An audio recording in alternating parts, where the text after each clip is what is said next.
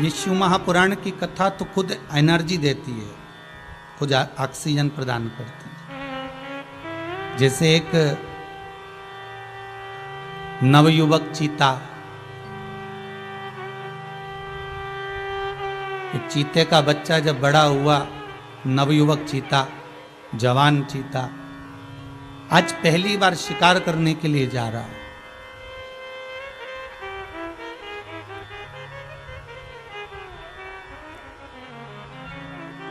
और पहली बार शिकार करने के लिए जैसे ही वो चला, बड़ी अलमस्तता है उसमें, बड़ा आनंद उसके भीतर समाया हुआ है।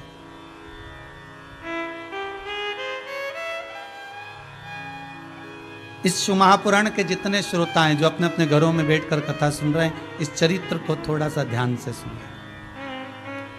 उसमें एक उमंग है, उसमें एक आनंद है। वो नवयुवक चीते में एक आनंद की अनुभूति है, एक उत्साह है।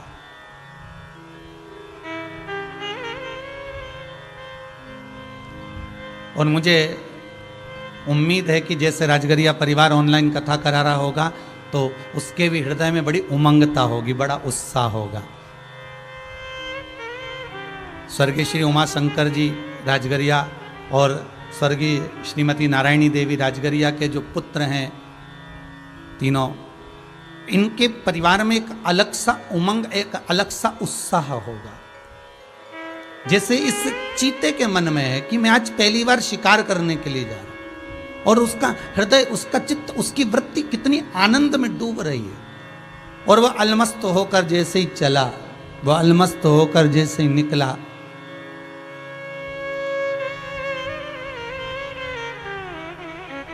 सामने से एक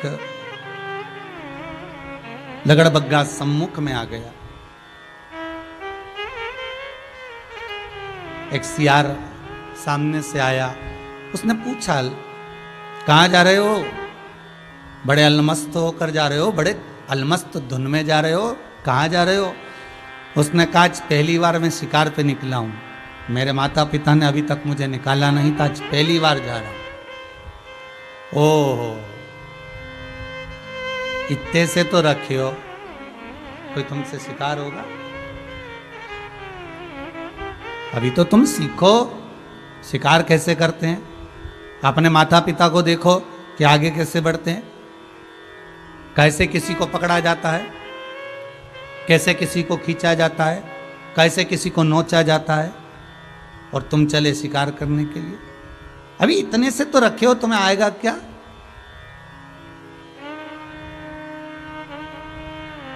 उस लगड़बग्गे ने जैसे ही उसको कहा, चीते का जो विल पावर था, चीते का जो उत्साह था, समाप्त होने लगा। वो दिन भर घूमा परंतु उसने शिकार नहीं करा, उसको शिकार मिला भी नहीं और उसने करा भी नहीं, घूमता रहा। ऐसा होता है कभी कभी। आप जब किसी धर्म के कार्य में आगे बढ़ते हो, सत्कर्म में आगे बढ़ते हो, पुण्य के कार्य में आगे बढ़ते हो, शिव महापुराण कथा को करवाने के लिए अग्रण्य होते हो, तो कहीं ना कहीं का बीच में कोई ना कोई लगड़बग्गा आ ही जाता है।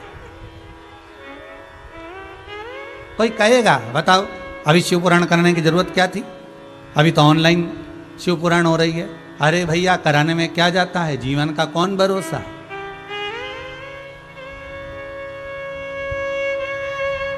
धन का सदुपयोग वही है जिसको हम अच्छी जगह पर लगा दें। अगर धन का सदुपयोग हम नहीं कर पाए तो वो धन या तो बीमारी लेकर आएगा, या वो धन घर में से चला जाए। कुएं के अंदर से पानी को उलीसते जाओगे, निकालते जाओगे, तो झीरों में से, नई नई झीर में से पानी उस कुएं में आता रहेगा। और अगर तुमने पानी को नहीं निकाला तो वो कुएं का पानी अंदर ही सड़ता रहेगा, धीरे धीरे वो पानी वहीं पर बेकार होकर सूख जाएगा, सड़ जाएगा, उसका कोई मोल नहीं रहेगा।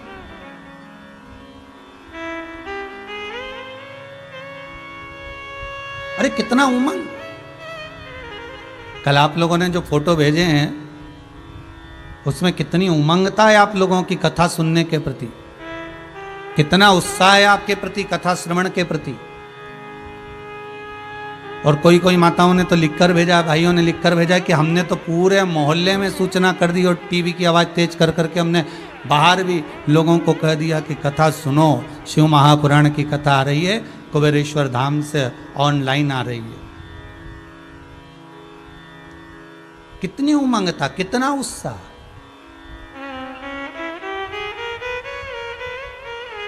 कल हम समीर जी को कह रहे थे, ऐसा लग रहा है जैसे कथा चालू नहीं हुई, जैसे दिवाली आ गई हो लोगों के हृदय में।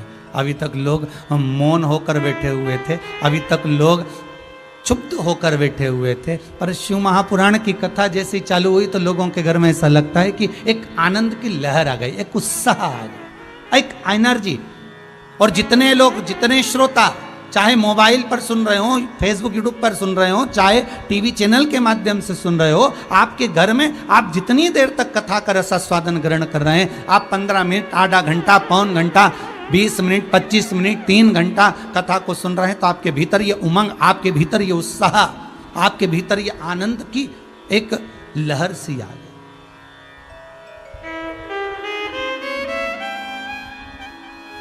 किसी माताजी ने एक प्रश्न कर कर भेजा है कि हमारे यहाँ कोरोना महामारी में हमारे ससुर शांत हो गए हैं, तो क्या हम शिव महापुराण की कथा सुनेंगे तो उनको प्राप्त हो जाएगी? बैसाख के महीने में सुन रहे हो और मासिक शिवरात्रि के दिन श्रवण कर रहे हो और बीच में पड़ेगी अमावस्या, शायद कल ही है, दान कर रहे हो, स्मरण कर रहे हो, भजन कर रहे हो, कीर्तन कर रहे हो, नाम जाप में डूबे हो, तो उस जीव को तो स्वतः प्राप्त होगा। क्यों सोचें? उस लगड़बग्गे ने कहा, कहां जा रहे हो, क्यों, किस लिए जा रहे हो, क्या करोगे? उसका उत्साह टूट गया। कितनी उमंगता लेकर चला था वो चीता, कितना उत्साह था उस चीते के मन में, कितना उमंग भरा हुआ था उस चीते के मन में, और चला था उमंग से। और एक लगड़बग्गे ने आकर उसकी उमंगता, उसके उत्साह को समाप्त कर दिया। उस दिन उसने कोई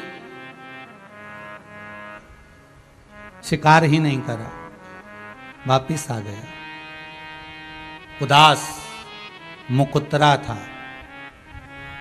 दूसरे दिन फिर चला, आगे बढ़ा तो लगड़बग्गे की बात याद आ गई कि मैं छोटा हूं, अभी ये कुछ नहीं कर सकता, अभी मुझ में इतनी दम नहीं है, मैं भले बड़ा हो गया, जवान हो गया, पर मुझ में इतनी पावरता नहीं है कि मैं शिकार कर सकूंगा।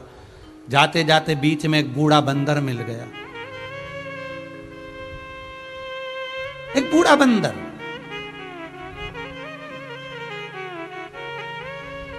क्यों घबराते हो?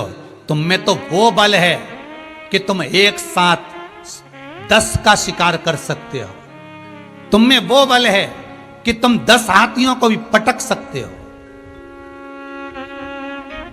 तुम में वो बल है कि तुम कई हिरणों को एक साथ शिकार कर सकते हो।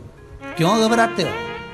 चीता उमंग में भर गया और अब दौड़ कर गया और जाते से उसने एक हिरण का शिकार कर लिया, एक हिरण का शिकार कर लिया। विचार करिएगा जरा, सोचिएगा, आप जहां बैठकर कथा सुन रहे हो वहां बैठकर विचार करिएगा। एक लगड़बग्गे ने नवयुवक चीते की शिकार करने के पहले दिन में ही ऐसा उत्साह को तोड़ दिया कि वो घर आकर बैठ गया, और एक बूढ़े बंदर ने ऐसा उत्साह पैदा कर दिया कि वो शिकार कर कर आ गया। बस वाणी का असर होता है, शब्दों की मार होती है।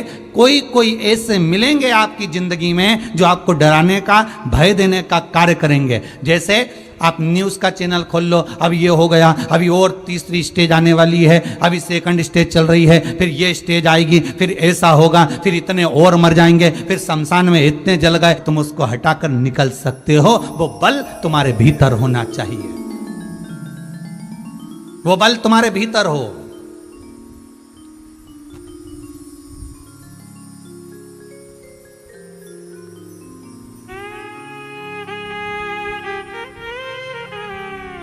वो बल तुम्हारे भीतर होना चाहिए। वैक्सीन लगवाएंगे, टीका लगवाएंगे, और कई लोग कह रहे हैं बुखार आ गया तो, कई लोग कह रहे हैं ऐसा हो गया तो। अब विचार कर, इससे पहले ना जाने कितने टीके लग गए होंगे, कितने इंजेक्शन लग गए होंगे, और ऐसे ही कई इंजेक्शन पहले बचपन में जब तू पैदा हुआ था गोद गोद कर लगे होंगे। विचार कर ले, कितने टीके, कितने इंजेक्शन, और आज भय खा रहे हो। टीका लगवाएंगे, वैक्सीन लगवाएंगे, कुछ हो गया तो। अरे ऐसे लगड़बग्गे बहुत मिलेंगे जो तुम्हें डराएंगे, धमकाएंगे, दबाएंगे, पर किसी किसी घर का व्यक्ति कोई एक ऐसा होगा जो कह देगा घबराओ मत, आगे बढ़ो, और बढ़ते चले जाओ तो जीवन में ना जाने कितने शिकार कर सकते हो। बस वही उमंग था, वही उत्साह। भले तुम पलंग पर पड़े हो, भले तुम्हारे को ऑक्सीजन लग रही हो, भले तुम वेंटिलेटर पर पड़े हो, भले तुमको अगर रोग हो भी गया तो घबराना मत। उस रोग से लड़ने की क्षमता परमात्मा ने तुम्हारे भीतर दी है।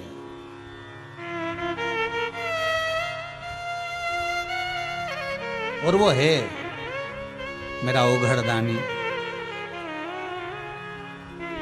मेरा त्रिकालदर्शी, मेरा कैलाशी, मेरा भूत भावन भूतेश्वर, मेरा शंभु वो है।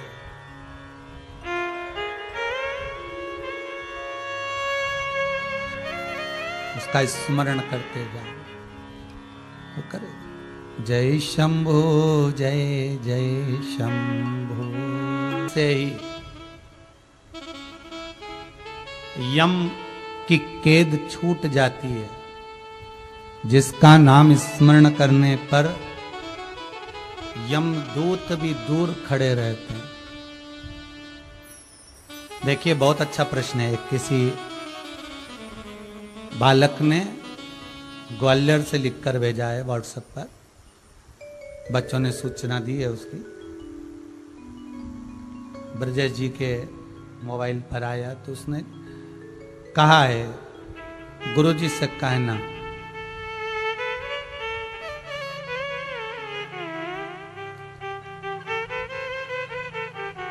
हम महामृत्युंजय का पाठ बिठाए थे,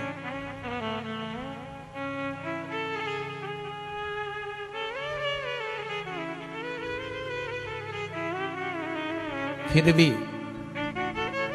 हम पिता को बचा नहीं पाए। बस इतना सा जरूर पूछना। उस बेटे को मैं उत्तर देना चाहूंगा। प्रश्न अच्छा है बाबू आपका। केवल आपने ही नहीं, पूरे भारत की भूमि पर जितने भी लोग ज्यादा बीमारी से ग्रसित हुए होंगे तो उनके परिवार वालों ने भी महामृत्युंजय के पाठ कराए होंगे। ऐसा नहीं है कि ना कराए। ब्राह्मणों ने भी पाठ किए, बड़े अच्छे से, बल से, भाव से शिव का स्मरण भी किया। उसके बाद भी कई कई जीव चले गए, तो उसका कारण क्या है? तो ध्यान दीजिएगा, महामृत्युंजय का पाठ आपने कराया, सम्मुख में आड़े भी आया। आड़े कैसे आया? जैसे कोई दवाई नहीं मिल रही थी, कोई दवाई नहीं लग रही थी, तो महामृत्युंजय का अनुष्ठान कराने पर वो दवाई लगी और औषधि मिली भी, लगी भी।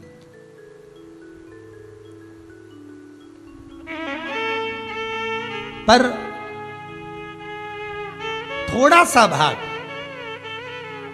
थोड़ा पुण्य, ये जो आप अनुष्ठान कराए हैं, ये दूसरे के द्वारा, जैसे किसी के मुख में श्वास दी जाए, फूका जाए, तो दूसरे के द्वारा हवा दी जाए, वो एक अलग बात है।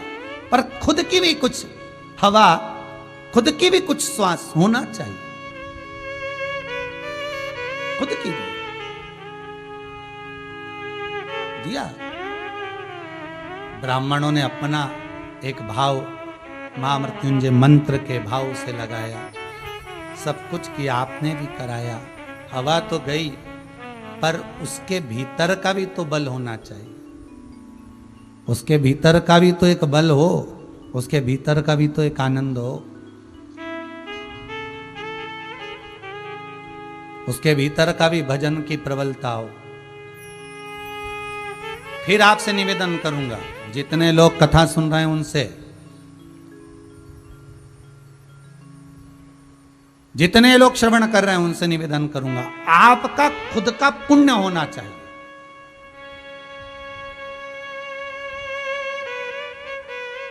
आपका खुद का पुण्य, खुद का दान, आपका हाथ से किया हुआ सत्कर्म आपका खुद का होना चाहिए।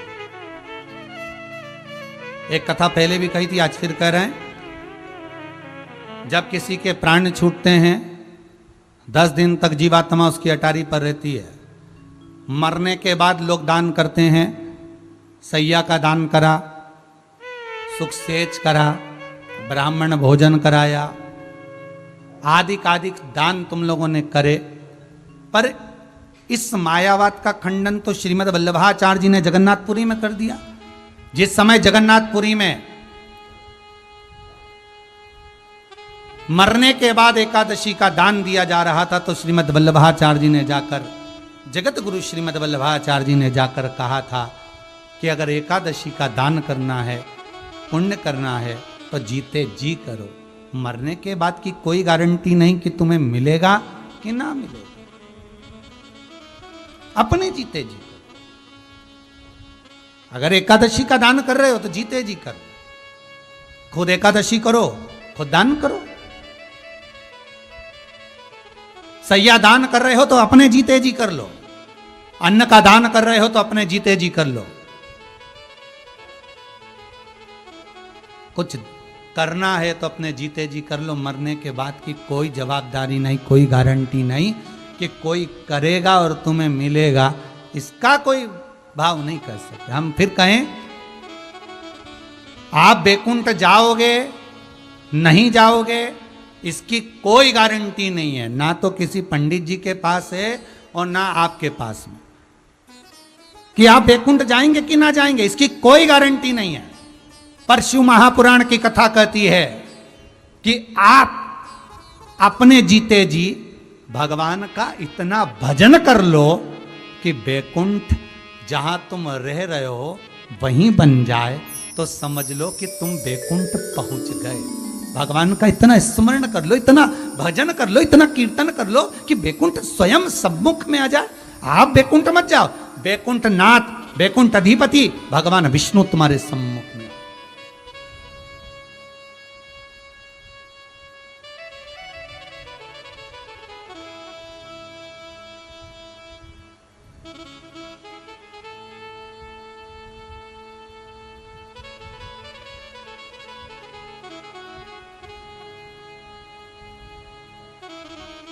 भगवान बैकुंठ अधिपति तुम्हारे सम्मुख हो। हम बैकुंठ जाएंगे कि ना जाएंगे, हमने कौन सा पुण्य करा ना करा, हमने पाप कितना करा, हमने पुण्य करा क्या नहीं करा, हमको मालूम नहीं है। हमारे महाराज यम के दूत सामने खड़े होंगे, तब वो हिसाब की फाइल तुम्हारे सम्मुख में रख दी जाएगी, दिखा दिया जाएगा कि तूने ऐसा ऐसा करा, उसके अनुसार तुझे ऐसा ऐसा भोगना पड़ेगा और ये कर्म का भोग तुझे भोगना है। बस वो हिसाब उसके पास में, तुम्हारे पास में तुम्हारा हिसाब है। मैंने 50,000 उसको दिए थे, 25,000 छोटे भाई को दिए थे, मंजले भाई ने इतना दिया, मैंने पोथी में इतना लगाया, मैंने कथा में इतना लगाया, मैंने दान इतने का करा, पंडित जी को दक्षिणा इतनी दी, मैंने गिरिराज जी पर दूध इतना चढ़ाया, शंकर जी को बेलपत्री इतनी चढ़ाई। सारा हिसाब तुम्हारे पास, लेन देन का हिसाब तुम्हारे पास में, पर पाप पुण्य का हिसाब तो उसके पास में।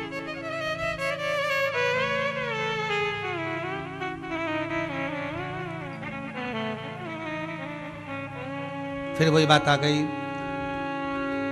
पुराणों से नहीं डरना मत डरो, शिव महापुराण से नहीं डरना मत डरो, अपने माता पिता से नहीं डरना मत डरो, घर के बड़ों से नहीं डरना मत डरो, गुरुओं से नहीं डरना मत डरो, परिवार से नहीं डरना मत डरो, समाज से नहीं डरना मत डरो, वेद और पुराणों से नहीं डरना मत डरो, भगवान से नहीं डरना मत डरो, शास्त्रों से नहीं डरना मत डरो। पर शिव महापुराण कहती है अपने कर्म से जरूर डरना, क्योंकि कर्म का भोग तो परमात्मा को भी भोगना पड़ता है। राम जी ने छुपकर बाली को मारा था, उस बाली ने छुपकर कृष्ण अवतार में भगवान कृष्ण को मारा था। कर्म का भोग भोगना पड़ेगा। सीता जी ने एक चिड़िया को कैद में रखा तो माता जानकी को भी कैद में रहना पड़ा। कर्म का भोग तो भोगना पड़ेगा, किसी से मत डरो। कई लोग कहते हैं हमने अनुष्ठान करवाया, हमने ये करवाया, हमने, हाँ फल तो मिलेगा, उसका पुण्य फल था इसलिए इतने समय जी भी लिया, इतनी श्वास चल भी गई। तूने कोई दान करा होगा, तूने कोई पुण्य करा होगा, तूने कोई सत्कर्म करा होगा, इसलिए पूरे मोहल्ले में कोरोना महामारी है, 50 बीमार पड़े तेरी कॉलोनी में, तेरे मोहल्ले में, पर भगवान तुझे बचा कर रखा।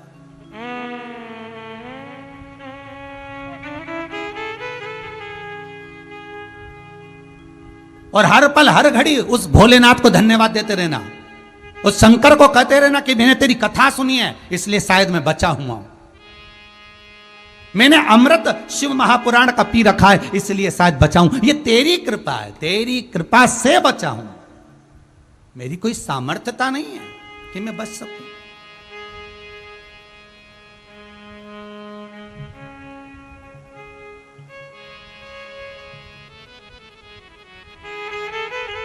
राजगरिया परिवार के पुत्र और पुत्रवधुएं भी ध्यान से सुन ले। आपके मन में यह भाव ना आए कि कथा आप करा रहे हो, ये तो आपके पिताजी जिनका नाम ही उमाशंकर है, और ये आपकी माताजी जिनका नाम स्वयं नारायणी है, स्वयं नारायणी।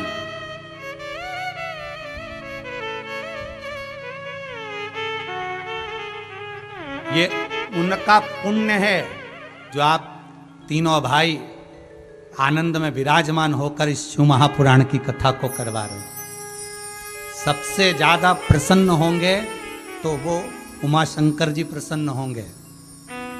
आज मेरे बच्चों ने मेरे लिए, जगत के कल्याण के लिए, जब पूरा विश्व कोरोना से त्राही त्राही कर रहा है, उस समय पर जगत को विश्व कल्याण के लिए, जन कल्याण के लिए, अपने माता पिता के उद्धार के लिए मेरे पुत्रों ने कथा कराई।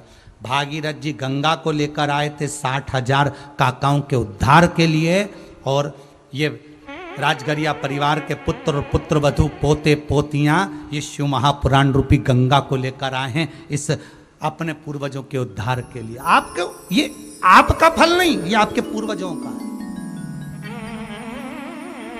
और जितने लोग टीवी के सामने कथा सुन रहे हो, आप आधा घंटा कहीं एक जैसे नहीं बैठ सकते।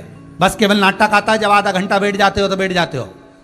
तुम 2 घंटा 3 घंटा एक जैसे कहीं नहीं बैठ सकते।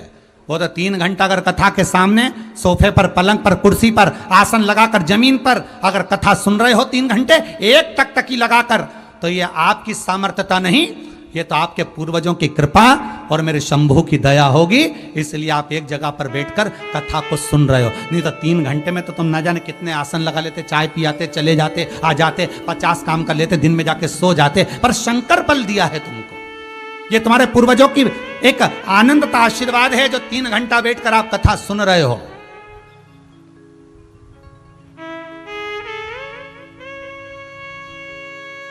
कोई कह रहा था गुरुजी हम तो बैलेंस ही इसलिए संभाल के रखते हैं मोबाइल में कि हमको कथा सुनना है, फिर उसके बाद में भले हमारा बैलेंस खलास हो जाए, समाप्त हो जाए, हमें कोई दिक्कत, पर कथा सुनने तक हम समाप्त ना हो, इसलिए हम उसको हमारा नेटवर्क का बैलेंस जो है संभाल कर रखते हैं। नेटवर्क कथा सुन ले फिर भले चलेगा। ये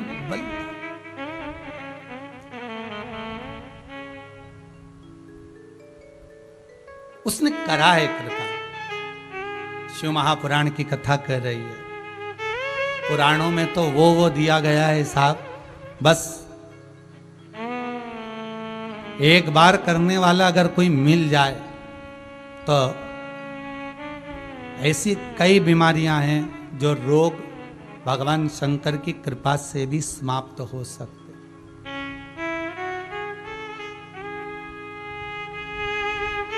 शिव की कृपा से भी समाप्त।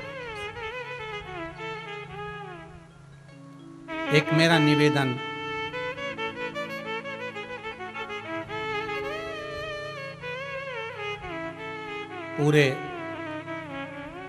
पूरे विश्व से रहेगा, कोरोना महामारी के चलते आप लोगों ने सारे अनुष्ठान करे, आप लोगों ने सारे अभिषेक पूजन सब कुछ करा। एक निवेदन है, हमारी पद्म पुराण में गंभीर बीमारी से छूटने के लिए ज्वर हरणा अपामार्जन स्तोत्र का पाठ है। एक बार सब मेरे साथ में बोलेंगे, जितने लोग टीवी पर कथा सुन रहे हैं। आपा मार्जन स्तोत्र का पाठ पद्म पुराण में। ये वो स्तोत्र है जब कोई व्यक्ति पर बड़ी बीमारी आ जाती है, और ये स्तोत्र शंकर भगवान माता पार्वती को शमी के वृक्ष के नीचे बैठकर सुनाते हैं। बहुत ध्यान दीजिएगा महाराज, भगवान शिव। और किसके कहने पर सुनाया है महाराज? भगवान श्री गणेश जी महाराज ने जाकर भगवान शंकर से निवेदन करा, माता पार्वती से निवेदन करा, पिताजी मेरा मन है इस संसार सागर में ना जाने कितनी बीमारियों से लोग ग्रसित होंगे, ना जाने कितनी बीमारियों में लोग डूबे रहेंगे। कहीं कहीं कोई कोई बीमारी इतनी बड़ी आ जाएगी कि जीव अपने प्राणों को भी गंवा बैठेगा। उस समय पर संसार के लोगों को बचाने के लिए कोई ऐसा प्रयोग किया जाए जिससे संसार के लोग उस गंभीर बीमारी से बच सके।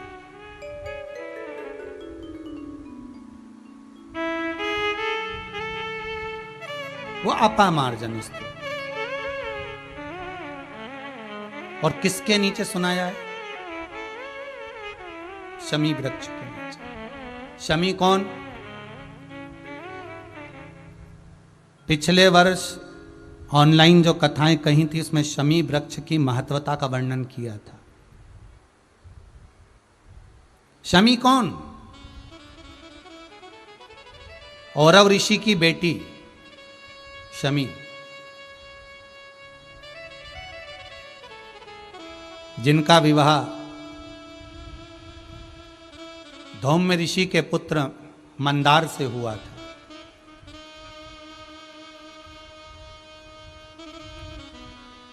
इस औरव ऋषि की जो पुत्री थी शमी, बड़ी सुंदर थी महाराज, बड़ी सुंदर।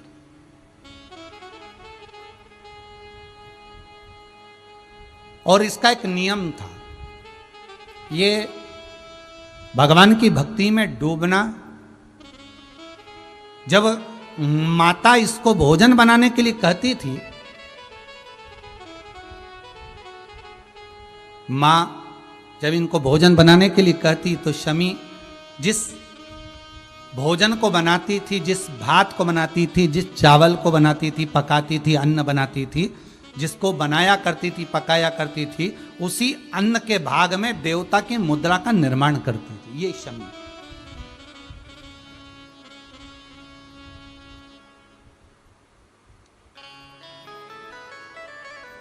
अन्न भाग से देवताओं का निर्माण करने वाली औरव ऋषि की कन्या शमी।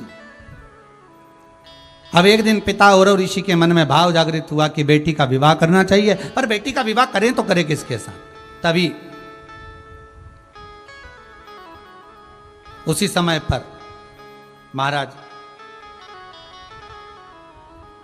विवाह करने का जब मन में भाव आया, तब धौम्य ऋषि के पुत्र मंदार, जो सोनक ऋषि के यहां पर विद्याध्ययन कर रहे थे, उसी समय पर औरव ऋषि पहुंच गए और पहुंचकर धौम्य ऋषि के यहां पर बेटी के विवाह का बात सम्मुख में रखी, तो मंदार के साथ में विवाह पक्का हुआ। अब मंदार और शमी दोनों का विवाह पक्का हो गया, पर बाल्यावस्था में विवाह हुआ। तो शौनक जी ने कहा कि अभी मैं अपने पुत्र को, मैं ये अपने शिष्य को अभी कहता नहीं हूं कि आप जाकर आप उस कन्या को लेकर आए या आप साथ में रहें। मैं तो इतना कहूंगा कि ये विवाह अभी छोटे रूप में हुआ है, इसलिए आप अभी विद्या का अध्ययन करें। और शौनक बाबा के यहाँ वो मंदार फिर विद्याध्ययन करने के लिए चले गए और विद्याध्ययन करते रहे। समय बीता। कहते हैं इधर शमी भी बड़ी हो गई, मंदार भी बड़े हो गए, दोनों फिर मिलन हुआ। पिता ने बेटी को विदा करा। मंदार और शमी दोनों जा रहे थे। जाते जाते इनके मन में आया कि अपन जहां से निकल कर जा रहे हैं बीच में भृशुंडी ऋषि का आश्रम है, चलो।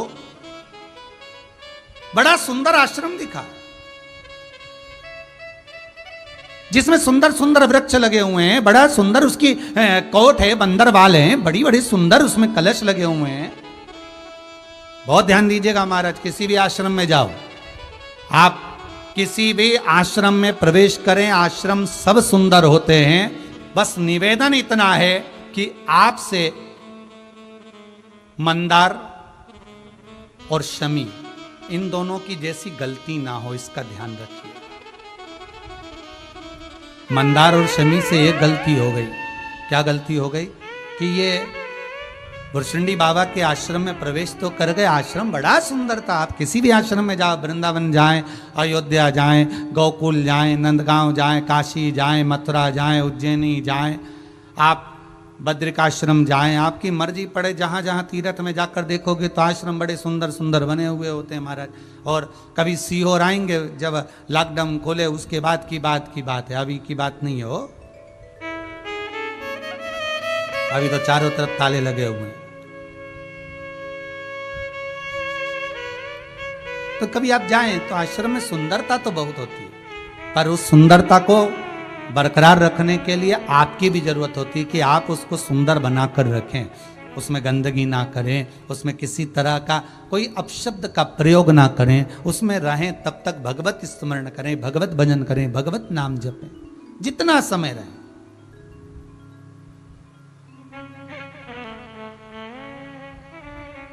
अब भृशुंडी ऋषि के आश्रम में प्रवेश कर गए। अब इनको मालूम नहीं था कि भृशुंडी बाबा तो गणेश जी के आराधक हैं। कहते हैं, गणेश पुराण कहती है कि भृशुंडी बाबा ने गणेश जी की इतनी आराधना करी थी, गणेश जी का इतना स्मरण करा था, भृशुंडी बाबा ने गणेश जी की इतनी आराधना करी थी कि एक बार गणेश जी महाराज प्रसन्न होकर आ गए और गणेश जी ने कहा, मांगो भृशुंडी बाबा तुम्हें क्या चाहिए। तो भृशुंडी जी ने कहा था, अगर कुछ देना चाहते हो तो बस जैसा आपका स्वरूप है वैसा मेरा बना दीजिए, वैसा स्वरूप मेरा बना दो।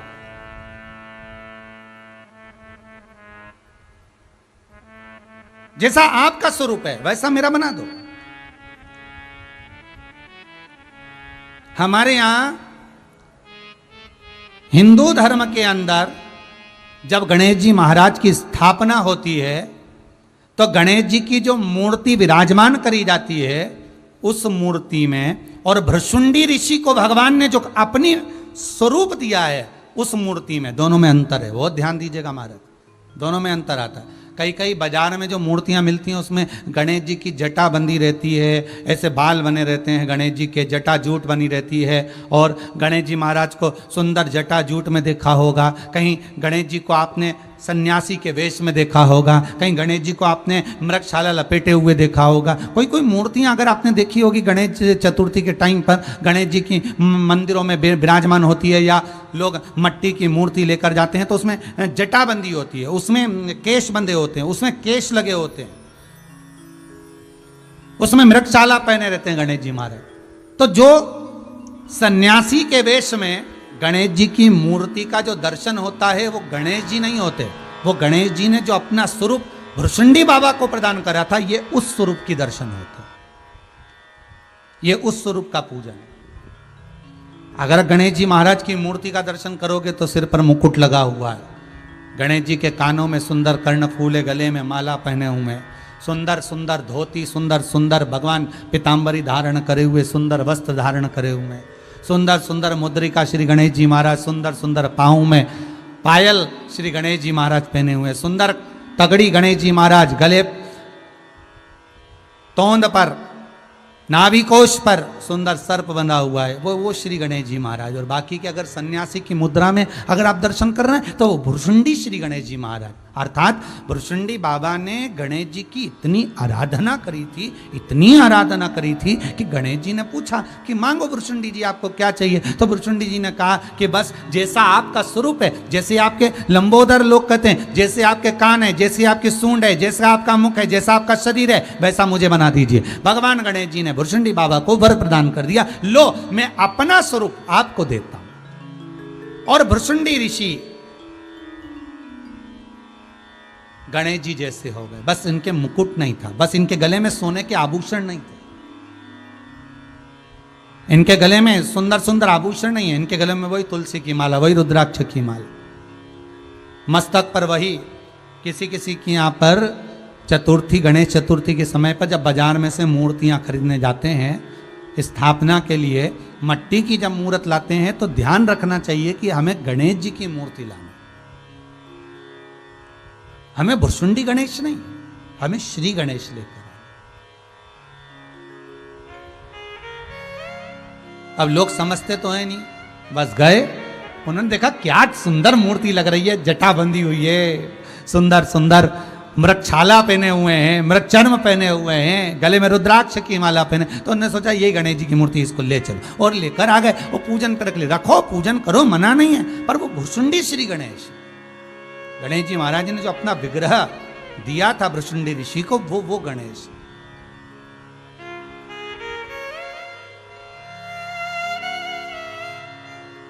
पर गौरी नंदन,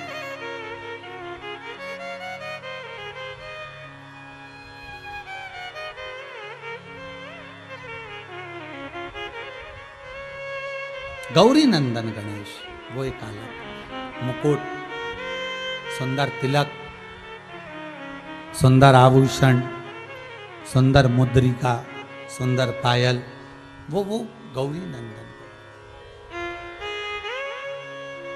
अब शमी और मंदार दोनों का प्रवेश हुआ। जब नया नया मंगल विवाह होता है ना, तो लोग किसी को नहीं गिनते साहब। नया नया जब विवाह हुआ होता है ना, तो लोग नहीं गिनते। फिर तो पति पत्नी एक ही थाली में भोजन कर रहे हैं, भले सास ससुर खड़े हैं तो खड़े हैं, भले खड़े रहें, उन्हें कोई फर्क नहीं पड़ता। उनका तो मन, घर से भी निकल रहे हैं, रोज प्रतिदिन घूमने जा रहे हैं, मन पूछा ना पूछा वो अपनी जगह।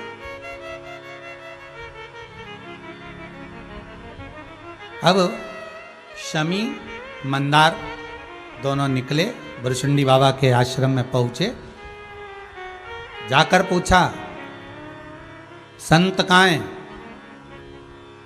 यहाँ जो ऋषि रहते हैं भुरशुंडी बाबा, हमें उनसे मिलना है, वो कहाँ है?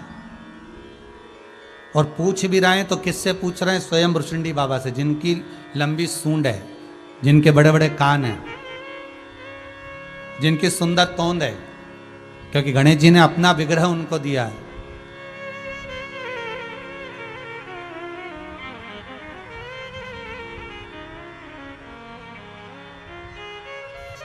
खिलखिलाकर हंसा है, मेरा श्राप है कि तू जड़ बनेगा, वृक्ष बनेगा, पौधा बनेगा, और इतना विषैला होगा कि तुझे कोई जानवर भी नहीं खाएगा। इतना विषैला होगा कि तुझे कोई जीव नहीं खाएगा, तुझे में इतना विष भरा होगा। और ये शमी, इतनी सुंदर होकर अपने पति का साथ देकर तूने एक ऋषि की हंसी उड़ाई है, मैं तुझे श्राप देता हूं, वृक्ष बनेगी, जड़ बनेगी, इतने कांटे रहेंगे तेरे भीतर कि तेरे ही कांटे तेरी ही पत्तियों को चुभी। एक बड़े शहर में बहुत बड़ी सीनरी बनाकर लगाई।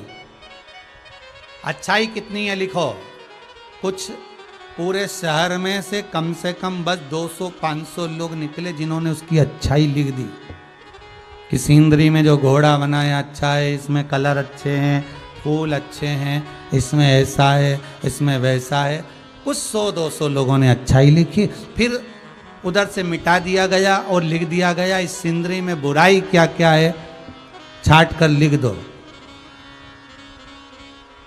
कम से कम उस शहर में अगर 10 लाख लोग रहते होंगे तो कम से कम 8 लाख लोगों ने सिग्नेचर करके लिखा इसमें कलर अच्छा नहीं है, घोड़े के बाल ऐसे होना थे, उसकी पूंछ ऐसी होना थी, उसका जाने का तरीका ऐसा होना था, उसका पाँव ऐसा होना था, उसके पीछे ऐसा होना था, उसको ऐसा चलना था। और 8 लाख लोगों ने उसमें बुराइयां लिख दी, क्योंकि दुनिया के लोगों को अच्छाइयां निकालना कम आती है, बुराइयां निकालना ज्यादा। ये दुनिया है, दुनिया।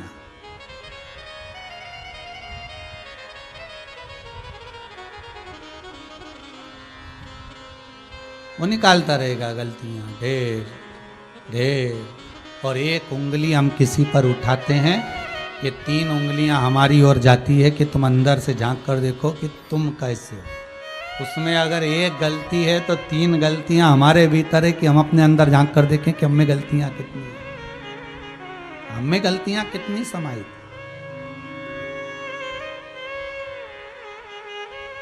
भुरशुंडी बाबा को पहचान नहीं, शिव आ जाते बचाने के लिए, शंकर देरी नहीं करते, आते सम्मुख में आकर खड़े हो जाते, पर शंकर नहीं आए क्योंकि संत का अपमान करा है। साधु, सन्यासी, तपस्वी, साधक, उपासक, कन्या, स्त्री, नारी, बेटी, गाय, ब्राह्मण, इनका जब अपमान होता है तो भगवान भी नहीं झेल पाता। भगवान के जान दो, जान।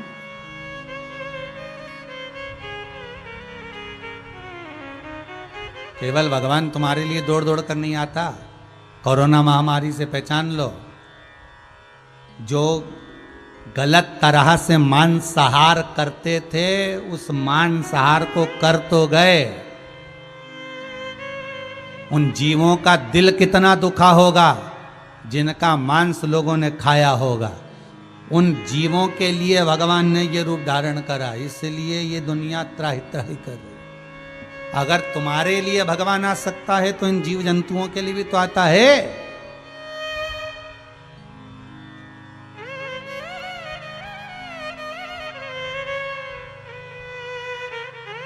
कल कथा पूरी होने के बाद में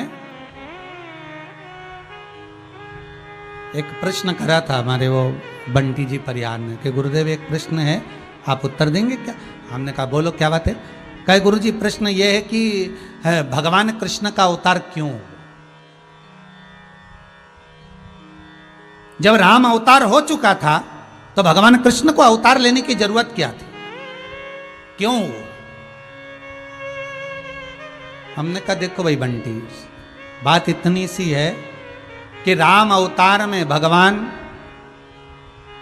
गौ माता से बहुत प्रेम करे थे। राम अवतार में उन्होंने अपनी मैया कौशल्या से कहा था, माँ मुझे एक गाय सेवा के लिए दे दो, और माता ने एक गाय राम जी को सेवा के लिए दी थी। राम और भरत गौ माता के आगे के दोनों चरणों की सेवा करते थे, लक्ष्मण और शत्रुघ्न गौ माता के पीछे के 2 चरणों की सेवा करते थे। देखिएगा जरा कथा पर। कई लोग कहेंगे ये कथा कहाँ लिखी है, तो गीता प्रेस गोरखपुर का धेनु मानस कल्याण अंक, गौ अंक निकाल कर पढ़िएगा, उसमें मिल जाएगा। गीता प्रेस गोरखपुर का कल्याण अंक, गौ अंक, गो अंक को पढ़िए, धेनु अंक को पढ़िए। मेरे राम जी माता कौशल्या से कहते हैं, मां मुझे गाय दे दे, मैया मुझे गौ माता दे दे, मुझे एक गाय दे दे मां। मां कहती है क्यों, क्या करेगा राम? राघव, हे रघुनंदन, तुम गाय का क्या करोगे? मां मैं सेवा करूंगा, गौ माता की सेवा करूंगा। कौशल्या जी ने एक गाय बुलाकर दे दी, इतनी सुंदर गाय माता कौशल्या जी ने राम जी को दी। राम और भरत आगे के चरण की सेवा करते, शत्रुघ्न और लक्ष्मण पीछे के चरण की सेवा करते, खूब उनको स्नान कराते, चंदन लगाते, अगर लगाते, सुंदर इत्र लगाते, गौ माता को सहलाते, भोजन कराते, सोने के सींग लगा दिए, सुंदर खुर लगा दिए, सुंदर नुपुर बांध दिए, पूंछ पर सुंदर सुंदर घंटी बांध दी, गले में घंटी का नाद कर दिया, खूब सुंदर सुंदर माँ की श्रृंगार सेवा करते रहे मेरे राम जी महाराज। उनको बस समय आया और कैकेयी ने वर मांगा और राम जी को वन भेजा। जब माता कौशल्या जी के पास में राम जी महाराज मिलने के लिए गए तो माता कौशल्या जी कहती हैं कि कैकेयी ने तुम्हें भेजा है, जाओ। अगर पिता भेजते तो मैं रोक लेती तुमको राम, पर तुम्हारी माँ ने भेजा है तो तुम मेरे पास क्यों आए हो, तुम्हें जाना चाहिए। राम जी कहते हैं माँ, वन तो मैं चला जाता वहीं से, पर दुख इस बात का है जिस गौ माता की मैंने सेवा करी है वो गाय का मैं क्या करूं, मेरे साथ ले जा नहीं सकता। मैं उस गाय को अपने साथ ले जा नहीं सकता, मैं उस गौ माता को अपने साथ नहीं ले जा सकता। मां तो मैं उस गौ माता का क्या करूं। तो कौशल्या जी कहती हैं काम करो, उस गौ माता को मैं अपने पास रखूंगी तो तुम्हारी याद मुझे सताएगी, तुम उस गौ माता को दान दे दो। कल्याण का गो अंक कहता है जिस ब्राह्मण को राम जी ने गाय का दान दिया था उस ब्राह्मण का नाम था त्रिजट ब्राह्मण। जितने लोग टीवी पर कथा सुन रहे हो जरा जम के बोलो, क्या नाम था? त्रिजट ब्राह्मण। फिर से एक बार बोलो, जितने लोग टीवी पर कथा सुन रहे हो, मोबाइल पर सुन रहे हो। राम जी ने जिस गाय को, अपनी गाय को जिस ब्राह्मण को वन जाते समय दान में दिया था उस ब्राह्मण का नाम था त्रिजट ब्राह्मण। त्रिजट।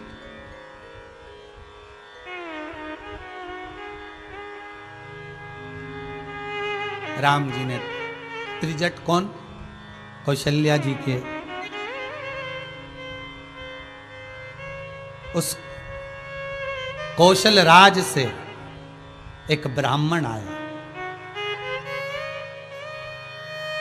जब राम जी महाराज अपने नाना मामा के घर जाते थे उस ब्राह्मण के बालक के साथ खेलते थे।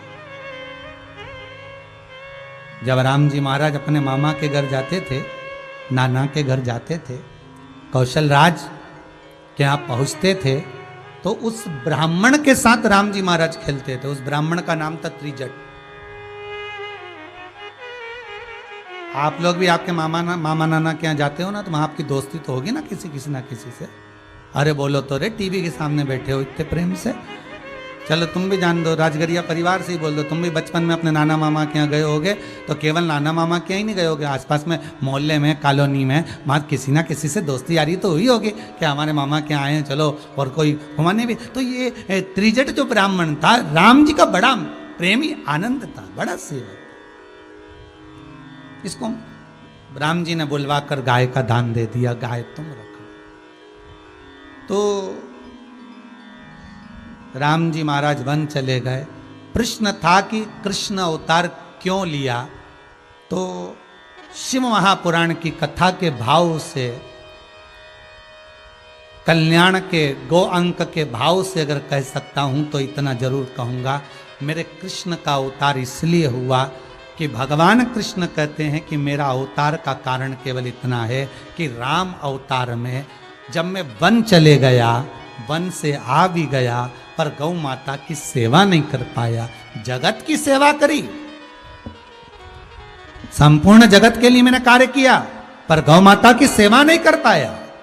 इसलिए राम जी महाराज कहते हैं मुझे एक अवतार और लेना पड़ेगा और वो अवतार मेरा कृष्ण का होगा, जिसमें मैं केवल गौ माता की सेवा करूंगा, केवल गौ माता की सेवा।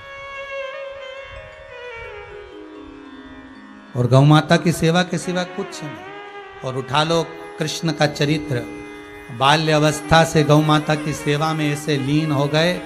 तो मेरा निवेदन है आपसे, मनुष्य की देह मिली है, किसी में आप खोट ना देखें, देखे तो अच्छा देखें। मेरे शंकर भगवान शमी के लिए, मंदार के लिए बोल देते, पर मेरे भूत भावन भूतेश्वर नहीं आए, क्योंकि इन्होंने संत की निंदा करी है। संत को अपशब्द कहें, संत पर हंसे, ब्राह्मण पर, कन्या पर, सौभाग्यवती नारी पर, अखंडता धारण करने वाली स्त्री पर, गौ माता पर,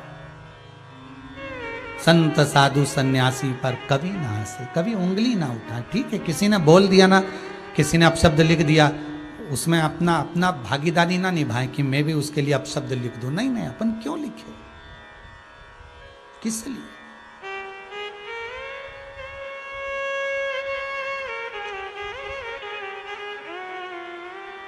हम क्यों? वो तो ढोंगी है, वो तो प्रपंची है, वो तो छली है, वो तो कपटी है।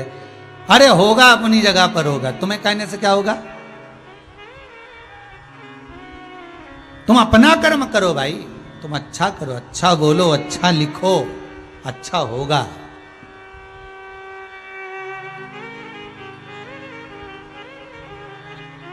महाराज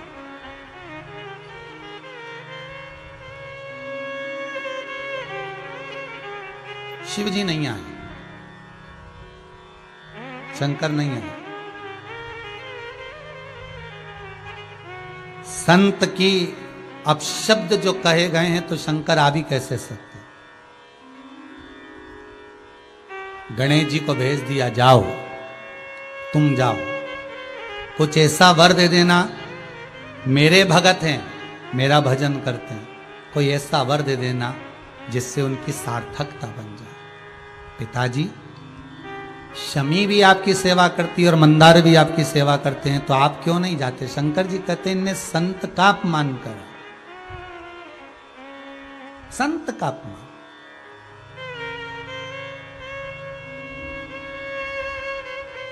भाई दुनिया में सभी तरह के लोग होते हैं, किसी किसी को किसी की वाणी समझ में आती है, किसी किसी को नहीं आती है। आप कितना भी सोच समझ कर बोलो, आप कितना भी अच्छा बोलो, पर जिसका विवेक जैसा होगा, जिसकी बुद्धि जैसी होगी, सामने वाला व्यक्ति उतना ही समझेगा। आप कितना भी अच्छा बोल कर देख लो, आप कितना भी अच्छा निकाल कर देख लो, आप कितना भी अच्छा ढूंढ कर देख लो, पर जिसकी बुद्धि जैसी होगी वो वैसा निकालेगा। जैसे एक मरीज डॉक्टर साहब के पास गया, डॉक्टर साहब मुझे बड़ी बड़ी बीमारी हो गई डॉक्टर साहब। डॉक्टर साहब ने सारा दवाई वगैरह लिख दी और कह दिया हल्का भोजन करना। क्या बोले डॉक्टर साहब? हल्का भोजन करना। ठीक है साहब। अब वो दवाई लेकर चला, चलते चलते विचार करते करते जा रहा, हल्का भोजन कैसे होता है?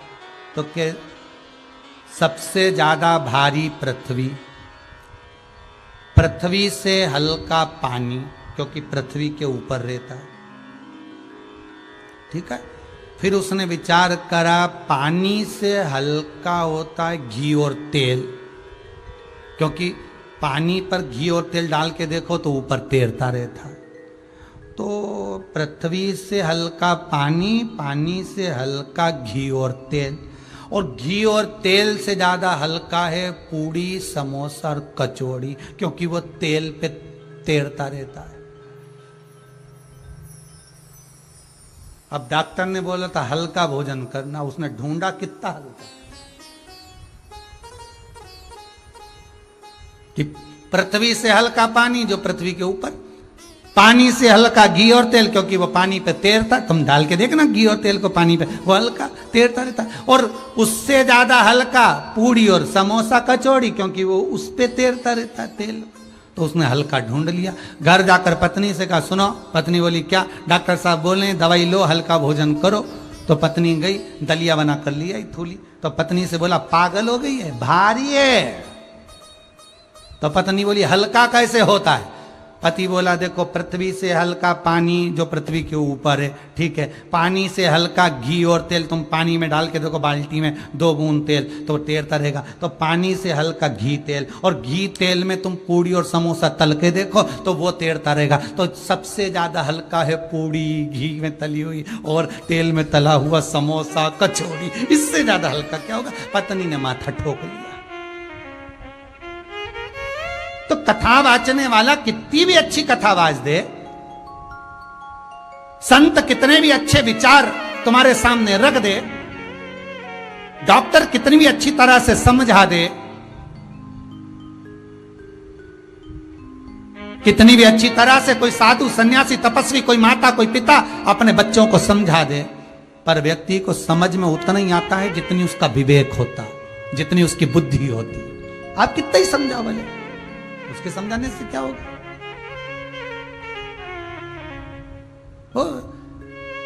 एक माँ ने अपने बच्चे से कहा, दो बेटे थे, दोनों बेटों से कहा, सुनो रे, पिताजी शांत हो गए हैं, यहां से 10 किलोमीटर दूर 12 किलोमीटर दूर गंगा जी है, पिताजी माँ रोज नहाने जाते थे पैदल, मेरा मन है पिताजी की अस्थियों को गंगा जी में डाल के आ जाओ। मेरा मन कहता है जैसे पिताजी जाते थे ऐसे ही जाओ, पैदल चप्पल उतार के नंगे पैर। बड़े लड़के से कहा तो बड़े लड़के ने अपनी पत्नी से कहा कि मम्मी का मन है पिताजी की अस्थियों को गंगा जी ले जाना है, 12 किलोमीटर दूर है।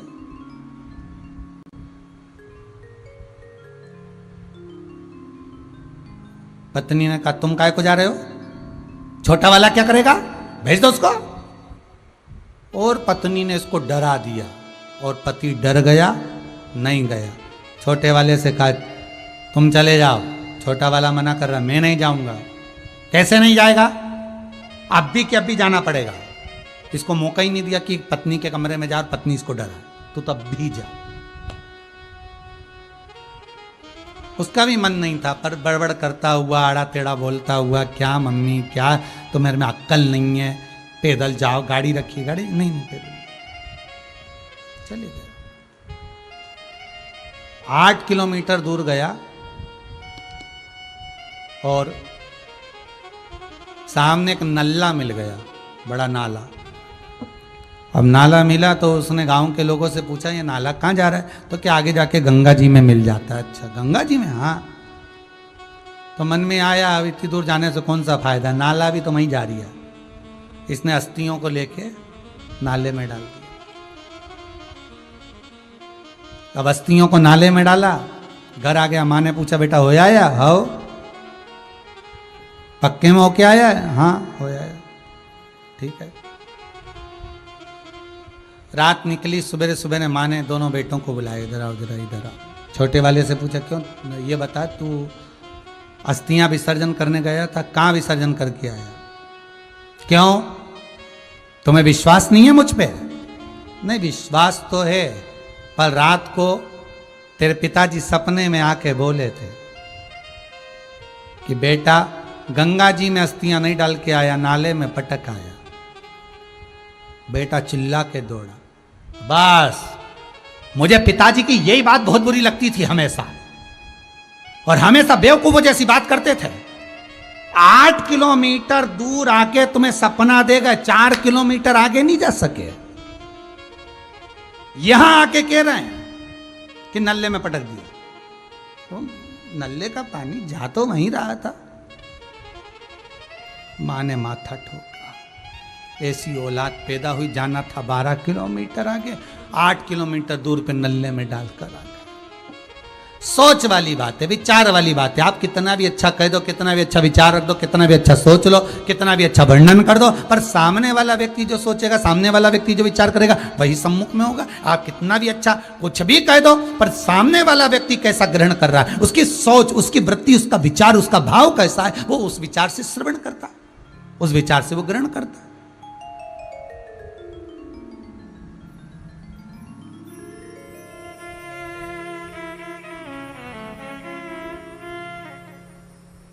शिव नहीं आया, शंकर नहीं पहुंचे, शिव नहीं आया। गणेश जी को भेज दिया। गणेश जी ने पूछा, क्या बात है? शमी, मंदार, क्या बात है? शमी और मंदार कहते हैं, गलती हो गई। आपका विग्रह था, लंबी सूंड थी, बड़े बड़े कान थे, हम समझ नहीं पाए, हमारे से गलती हो गई पहचान में, क्षमा कर दीजिए।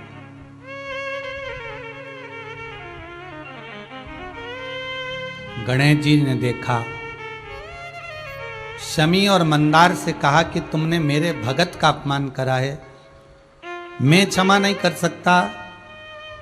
अगर ये भुरसुंडी ऋषि अगर चाहेंगे तो क्षमा कर देंगे। भुरसुंडी के चरणों में पड़ गए, गुरुदेव क्षमा कर दो, पहचान नहीं पाए।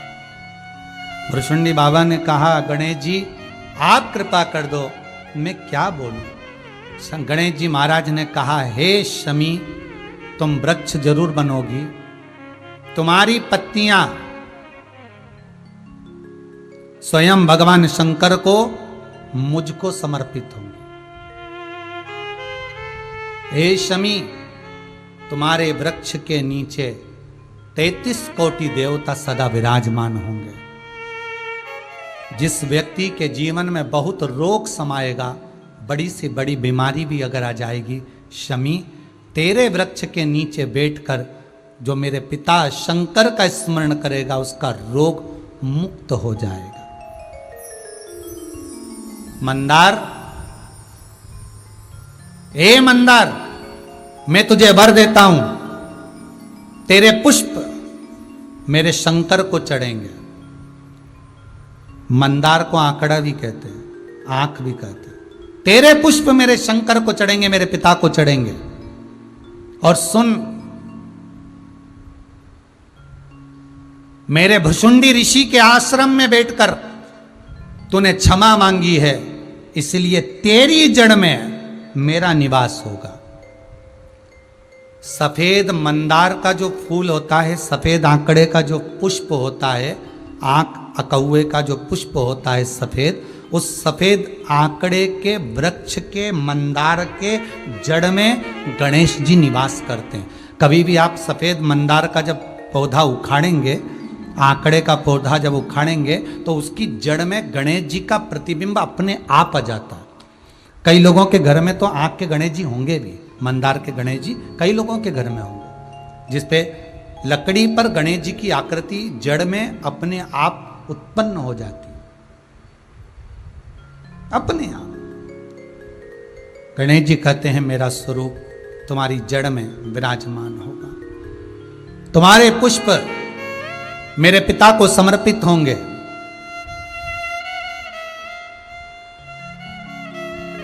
संपूर्ण रोग का निवारण शमी तेरे वृक्ष के नीचे होगा। इसलिए पद्म पुराण में अपामार्जन स्तोत्र का जो पाठ कहा गया है, शंकर भगवान माता पार्वती को शमी के वृक्ष के नीचे बैठकर अपामार्जन स्तोत्र का पाठ करते हुए वर्णन करते हैं कि इस, और आज भी अगर आपको लगे तो आप पद्म पुराण को उठाइए, और पद्म पुराण यदि आपके घर में नहीं है और लॉकडाउन चल रहा है, किताब की दुकान से नहीं ला सकते, तो मोबाइल में भले उसको सर्च कर लेना पद्म पुराण, और उसमें से अपामार्जन स्तोत्र का पाठ निकालना और उसको पढ़ना। आपको ज्ञात होगा कि कैसा भी शरीर में ताप हो, ज्वर हो, कितनी भी श्वास रुक रही हो और शरीर कितना भी बेकार हो गया हो, चाहे शरीर में कितनी भी बुखार पड़ रही हो, अपामार्जन स्तोत्र का पाठ तांबे के कलश में जल रखकर उस पाठ को कर कर उस जल को छीटा जाता है, पिया जाता है, तो ताप, शरीर का रोग, शरीर की बीमारी समाप्त होने लगती है। अपामार्जन स्तोत्र, उसको निकालिए पद्म पुराण का। शंकर पार्वती को उस स्तोत्र को सुना रहे हैं।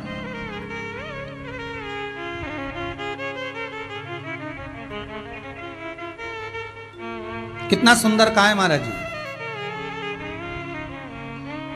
व्यक्ति अगर हॉस्पिटल में भर्ती है, एडमिट है, कटोरी में चावल ले लो या तांबे के कलश में चावल ले लो, हाथ में रखकर सामने घी का दिया लगाकर अपामार्जन स्तोत्र का पाठ कर कर उस कलश को अच्छी जगह पर रख दीजिए। उसमें से थोड़ा सा दाना चावल का उठाकर शंकर जी को चढ़ाना प्रारंभ कर दो। 2 या 3 दिन लगते हैं, व्यक्ति ठीक होना प्रारंभ हो जाता है। अपामार्जन स्तोत्र, पद्म पुराण, जिसको शंकर पार्वती को श्रवण कराते हैं, शमी के वृक्ष के नीचे बैठकर स्वयं शंकर उस सुंदर रसा तत्व को श्रवण कराते हैं। हे पार्वती, बड़ी सी बड़ी रोग उसमें स्पष्ट कहा गया। अगर आपको मौका मिले तो अपमर्जन स्तोत्र को हिंदी में भी निकालोगे तो उसमें आप पढ़ेंगे कि शंकर भगवान पार्वती को सुनाते हैं कि मेरे को इस बीमारी, भूत भावन भूतेश्वर मेरे शंकर, मेरे त्रिकालदर्शी, मेरे कैलाशी, मेरे अविनाशी शिव, जो नित्य करुणा करने वाले। आज स्वयं ब्रह्मा भगवान विष्णु के पास जाते हैं और भगवान ब्रह्मदेव भगवान विष्णु के पास जाकर निवेदन करते हैं, प्रभु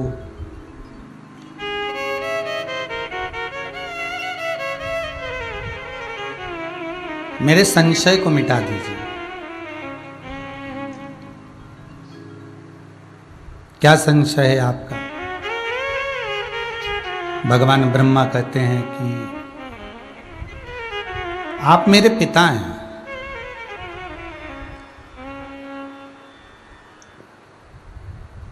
मैं आपकी नाभि से जन्मा हूं, आपकी नाभि से मेरा जन्म हुआ है, आपकी नाभि से मैं प्रकट हुआ हूं।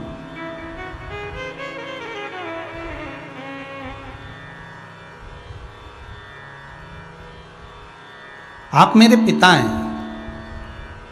भगवान विष्णु बोले ठीक है, फिर क्या जानना चाहते हो?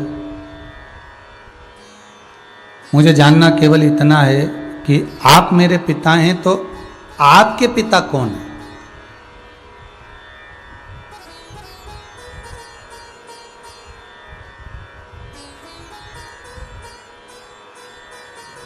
आपका पिता कौन? अर्थात मेरे दादा कौन है? मैं उनको जानना चाहता हूं। राधे राधे, मैं उनको जानना चाहता हूं।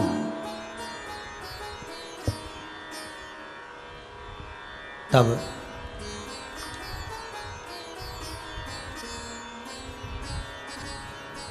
भगवान विष्णु ने कहा, ब्रह्मदेव क्या तुमको मालूम नहीं है कि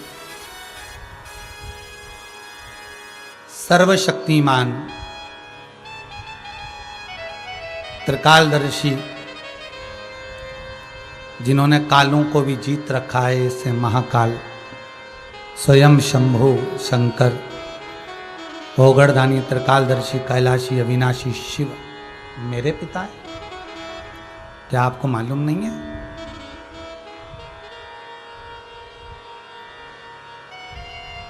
क्या आपको ज्ञात नहीं है क्या?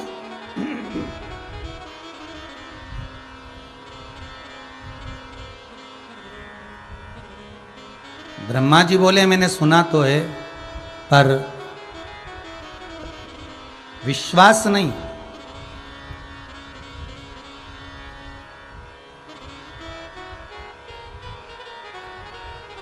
एक बार मेरे को आपके पिता को देखना, एक बार मुझे आपके पिता का दर्शन करना है।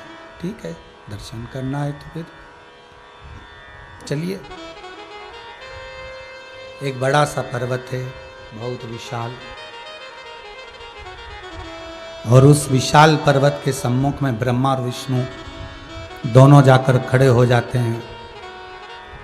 और ब्रह्मा और विष्णु उस पर्वत के सम्मुख में खड़े होकर उस पर्वत को घुमाना प्रारंभ करते हैं, जिसमें से अग्नि का एक लिंगायत आकृति प्रकट हो जाती है।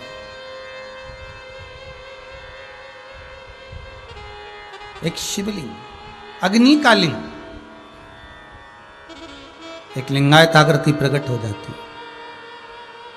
और उस शिवलिंग में से आवाज आती है, ब्रह्मा, हे विष्णु, आप मुझे जानने के लिए इस पर्वत को घुमाए हो। मैं स्वयं शिव, भगवान विष्णु आपके पिता, ब्रह्मा आपके दादा, मैं स्वयं। पर विश्वास नहीं, भरोसा नहीं। एक बात कथा में पहले भी कही, आज फिर कहते हैं कि किसी के दिल में और किसी के घर में प्रवेश करना बहुत कठिन है।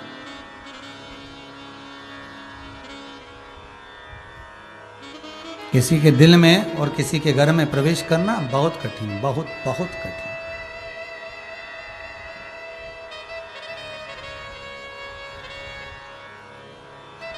भगवान के प्रति विश्वास को जागृत करना, भगवान के प्रति विश्वास को प्रकट करना बहुत कठिन है। आज कोई कह रहा था, गुरुदेव ये कोरोना महामारी ऐसी चली है कि लोग अब दुनिया के लोग धन को महत्व नहीं देते, अब दुनिया के लोग भगवान को महत्व देते हैं, सत्कर्म को महत्व देते हैं। ये कोरोना महामारी के अंतर्गत ये चीज तो अब लोगों के भीतर देखने को मिल रही है कि दुनिया के लोग अब जो है ये धन को महत्वता नहीं दे रहा। अब बात चली कि धन को महत्वता नहीं दे रहा और सुबह ही अखबार में पढ़ने को मिल गया, सवेरे ही अखबार में पढ़ने को मिल गया कि 2 कपड़ा व्यापारी और 10-20 लोगों की टीम मिलकर शमशान से कफन को चुराते थे और वही कफन को प्रेस कर कर इत्र छिड़क कर अच्छा बनाकर 400 में फिर बेची आते थे। आज सवेरे अखबार की न्यूज थी, कोई कह रहा था कि लोग धन को महत्व नहीं देते। कितनी विचित्र कथा है साहब, टीवी पर भी देखने को मिली कि दुनिया कितनी गजब हो गई कि मौके का इंतजार कर रही है, दुनिया मर रही है, रोने वाले रो रहे हैं, प्राण छोड़ने वाला छोड़ रहा है, और जिनको कमाने की सूझी है, जिनको केवल धन एकत्रित करने की सूझी है, वो कफन तक नहीं छोड़ रहे, कफन भी उठा कर ले आ रहे हैं। और इतना सा नहीं डर रहे कि उस कफन में हो सकता है बीमारी से मरा हुआ व्यक्ति का कफन होगा, शरीर पर लगा होगा, कोई वायरस लग गया होगा, उसके जरिए ना जाने कितने मरेंगे। इसका गम नहीं है, इसका दुख नहीं है, उनको केवल कमाने का दुख है, उनको केवल कमाने का एक सुख है कि उनको धन कमाना।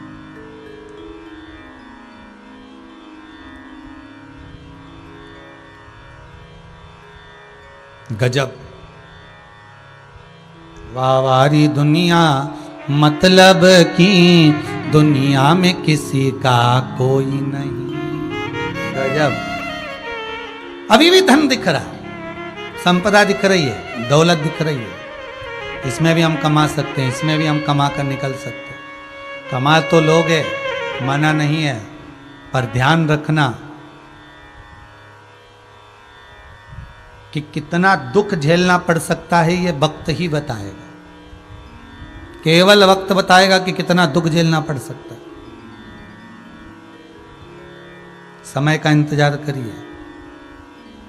जब अच्छे दिन थे, जीवन अलमस्त होकर अपन घूम रहे थे, फिर रहे थे, अलमस्त रह रहे थे, तो ये कोरोना महामारी हो गई, ये दूसरा साल हो गया। जब वो अच्छे दिन नहीं रहे, बुरे दिन आ गए, बुरे दिन भी एक दिन निकल जाएंगे, फिर अच्छे दिन आ जाएंगे। विश्वास पूर्ण रखना मेरे शंकर पर, भरोसा प्रबल रखना मेरे शिव पर, दिन जाते देरी नहीं लगेगी। कालों का भी हरण करने वाला वो महाकाल है, त्रिकालदर्शी कैलाशी अविनाशी मेरा शंकर है, कोई साधारण नहीं है, वो सहज नहीं है वो। बस ये जरूर है कि आप अपना कर्म करो, पर कर्म के अनुसार ये ध्यान रहे कि किसी का मन ना दुखे। अब धन तो कमा लोगे, खूब अच्छी तरह से कमा लोगे, पैसा इकट्ठा कर लोगे, किसी को चूना लगाकर, अपशब्द कहकर, गालियां देकर, 1 रुपए की चीज 10 रुपए में देकर तुम धन तो कमा लोगे, पर ईमानदारी से बोलना, शांति कहीं से लेकर आओगे? शांति का एहसास कब होगा? जब 2 रुपए भी अगर आपने कमाए हैं और वो सत्य के हैं, आनंद के हैं, तो वो 2 रुपए आपको सुख का अनुभव करा दें, आनंद का अनुभव। ब्रह्मा जी को विश्वास नहीं हुआ, ये आकाशवाणी मुझे नहीं लगता कि भगवान विष्णु के पिता की है। भगवान ब्रह्मदेव को विश्वास नहीं हो रहा। जब भगवान ब्रह्मदेव को विश्वास नहीं हुआ, तब भगवान विष्णु ने कहा, प्रभु आप अपना स्वरूप का दर्शन करा। भगवान शिवलिंग के स्वरूप में प्रकट हो गए, अग्नि के लिंग के रूप में प्रकट हो गए। तो भगवान ब्रह्मा जी कहते हैं ये शिवलिंग आपके पिता हैं। हाँ, तो अगर शिवलिंग आपके पिता हैं तो इनके चरण और सिर कहाँ हैं? भगवान ब्रह्मदेव कहते हैं मैं भगवान शंकर का सिर देखकर आता हूँ, आप भगवान शंकर के चरण देखकर आओ। भगवान विष्णु पाताल में जाते जाते हैं उस शिवलिंग का चरण ढूंढने के लिए, और भगवान विष्णु पाताल में गए और भगवान ब्रह्मा आकाश में गए। आकाश में जाते जाते ब्रह्मदेव चढ़ते चढ़ते चढ़ते चढ़ते इतने ऊपर पहुंच गए कि भगवान शंकर का सिर नहीं मिला, मस्तक नहीं मिला, क्योंकि माता पिता के चित्तवृत्ति को जानना बहुत कठिन है। माता पिता के विचारों को जानना बहुत कठिन है।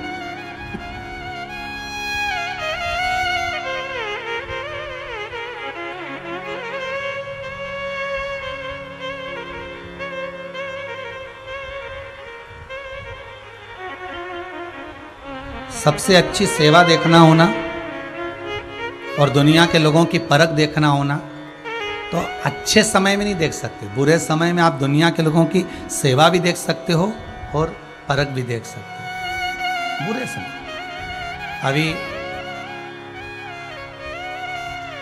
बीमारी के समय पर कितनी बहुएं बुजुर्गों की सेवा कर रही हैं, नहीं कर रही हैं, कितने बड़े छोटों के लिए क्या कर रहे हैं, छोटे बड़ों के लिए क्या कर रहे हैं। ये कोरोना महामारी के अंतर्गत अपने को देखने को मिल सकता है।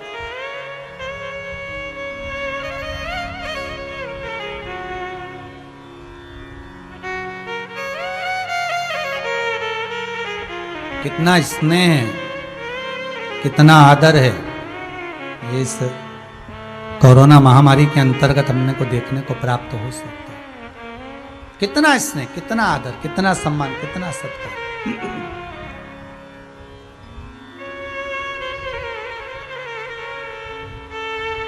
गए और ऊपर चढ़ गए, सिर नहीं मिला, फिर और ऊपर चढ़े, और ऊपर चढ़े, और ऊपर चढ़े, पर दर्शन नहीं हुआ। आखिरी में मन में आया कि ये दर्शन नहीं हो रहा, तो विचार आ गया मन में कि ये जो आकाशवाणी हुई है ये झूठी है। जाते जाते केतकी के पुष्प को तोड़कर लेकर आ गए, और केतकी के पुष्प को जब लेकर आए, केतकी के पुष्प को जब तोड़कर लेकर आए, तू मेरे साथ में चल, नीचे चलकर कह देना कि ब्रह्मा जी को सिर मिल गया। केतकी का पुष्प बोला, अगर मेरे भाव को कोई नहीं जान पाया, मैंने बोला और कोई ने माना नहीं, तो फिर क्या करेंगे। सामने से गौ माता निकल कर जा रही थी, उस गौ माता को रोका। ब्रह्मा जी ने हाथ जोड़कर कहा, गौ माता आप हमारे साथ में नीचे चलिए और भगवान विष्णु के सामने चलकर कह दो कि भगवान शंकर का शिवलिंग का सिर मिल गया है, बस इतना सा निवेदन मेरा स्वीकार कर लो। गौ माता ने पूछ लिया कि मैं झूठ बोल दूंगी चलेगा, पर झूठ तो मैं बोल दूंगी, पर मुझे क्या फल मिलेगा। तो भगवान ब्रह्मदेव ने कहा कि घर की सबसे पहली जो रोटी बनेगी वो गाय को मिलेगी। एक रोटी के लिए गौ माता ने झूठ बोल दिया। केवल गाय नहीं, जरा से सुख का भोग करने के लिए, जरा से सुख का भोग करने के लिए व्यक्ति दिन भर झूठ बोल देता है, दिन भर झूठ।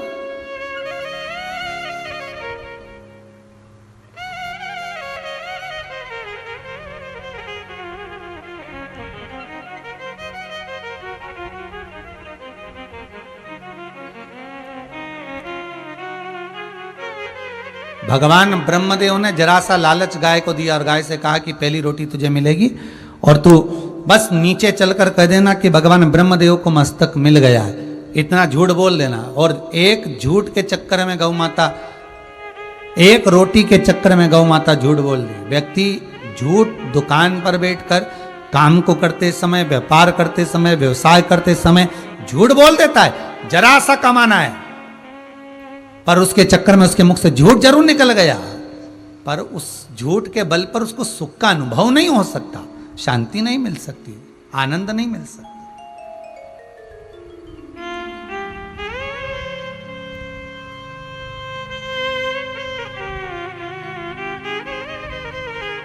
नहीं,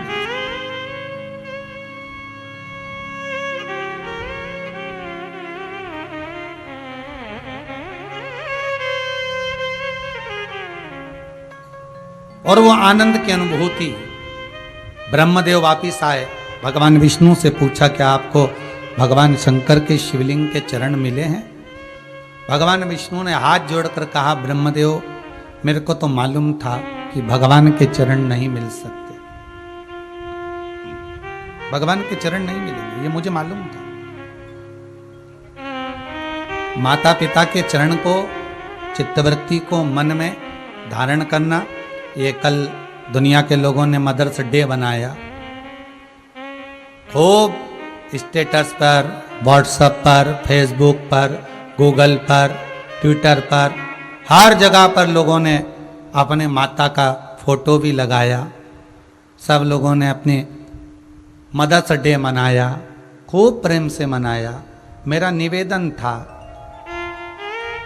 एक दिन आपने अगर मदर्स डे मनाया है तो कम से कम एक दिन निवेदन है कि अपनी मम्मी को, अपनी माता को घर के काम से छुट्टी दे देते और कहते हैं माँ आज मदर्स डे है, तू बिल्कुल काम मत करना, तेरी बहू तेरे लिए चाय लाएगी, तेरी बहू तेरे को धोख लगाएगी, तेरी बहू तेरे चरण दबाएगी, तेरी बहू तेरे लिए भोजन लेकर आएगी। माँ आज तुझे हिलना नहीं है, माँ ले 1000 रुपए, अभी लॉकडाउन चल रहा है, बाजार से साड़ी नहीं ला सकता, 1000 रुपए रख मम्मी, साड़ी लेकर आना जब लॉकडाउन खुल जाए, तू पहनना, आज मदर्स डे है।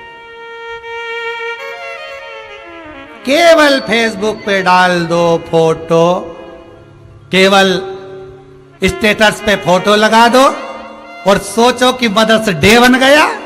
ऐसा डे किसी काम का नहीं है। जिस दिन माता को एक तरफ बिठाकर बहू और बेटे कह दे मम्मी आज पूरा काम हम दोनों कर लेंगे, तू चिंता मत करना, तू बैठ, थक गई होगी, तेरे हाथ पैर दुख रहे होंगे, तू बहुत काम करती है, थोड़ा आराम कर ले, और सुन मां आज अच्छी साड़ी पहनना, ले 2000-5000 रुपए मैं तुझे दे रहा हूं मां, तो समझो कि मदर्स डे है। नहीं तो ऐसा फोटो डालने से कहीं मदर्स डे हो जाए, फिर तो रोज माँ ही अपने बेटे से लाड लड़ाती, रोज भोजन बनाती, रोज खिला देती, रोज बना कर लाती, रोज दे देती, और तो फिर उसका क्या मतलब था?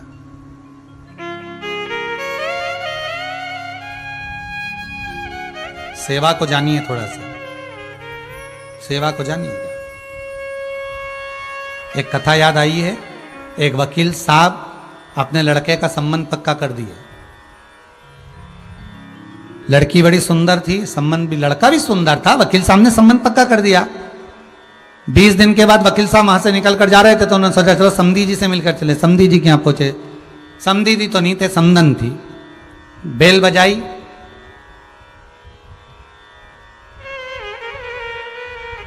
अंदर गए, जाकर देखा तो मां के हाथ में तो झाड़ू थी, और जिस लड़की से संबंध पक्का करा था वो रिमोट लेके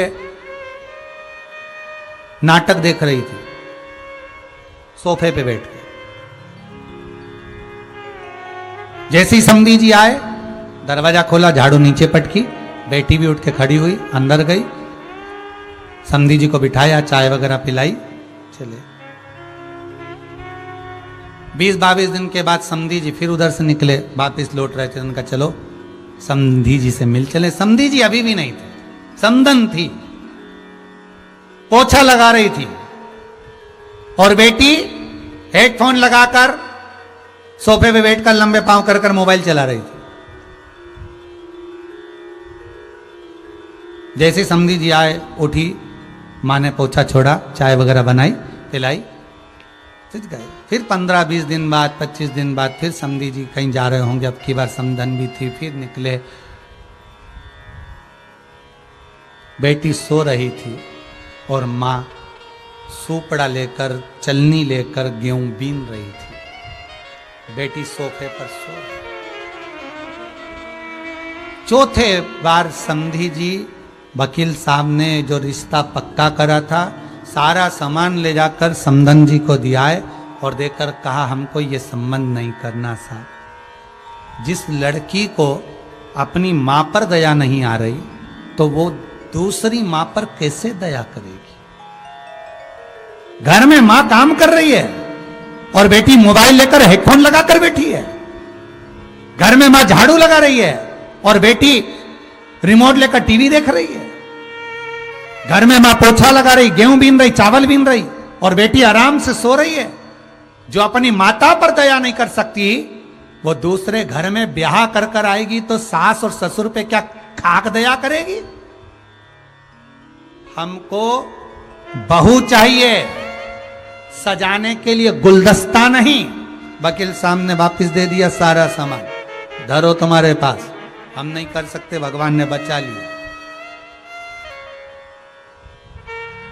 फिर निवेदन है, बच्चों को कार मत दिलाओ, बच्चों को संस्कार दिलाओ। अगर संस्कार होंगे तो अंतिम संस्कार औलाद करेगी। नहीं तो आज के जमाने में टीवी खोलकर देख लो, अभी दिल्ली का एक केस था कि कोरोना महामारी से निपट कर एक मां गाड़ी में बैठकर अपने घर गई और हारन बजाती रही, दरवाजा बजाती रही। उठाकर देखना, डला हुआ है। अभी 8 दिन पहले की घटना है। मां हारन बजा रही है, दरवाजा बजा रही है, मोहल्ले के लोग कह रहे हैं तो बेटा दरवाजा नहीं खोल रहा, तो बेटियां दरवाजा नहीं खोल रही। क्यों? क्योंकि अगर संस्कार बच्चों में होंगे तो तुम्हारा अंतिम संस्कार भी अच्छे से हो जाएगा, और संस्कार नहीं होंगे तो किसी काम की नहीं वो औलाद, किसी काम की।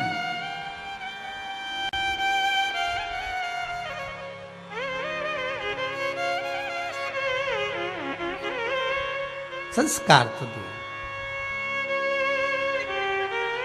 खूब पढ़ाओ बच्चों को, खूब पढ़ाओ। डॉक्टर, इंजीनियर, मिनिस्टर जो बनाना है बनाओ साहब, कलेक्टर, एसपी, डीएसपी, सीए, तुम्हें जो बनाना है बनाओ। पर उनकी पढ़ाई के साथ में एक संस्कार की भी पढ़ाई होना चाहिए कि तुम्हें ये पढ़ना है, तुम्हें वेद और पुराण को जानना है, तुम्हें शास्त्रों का स्मरण करना है, तुम्हें भगवत भजन करना है, तुम्हें अपने माँ बाप का सम्मान करना है। केवल एक स्टेटस पे फोटो नहीं लगाना है मदर्स डे पर।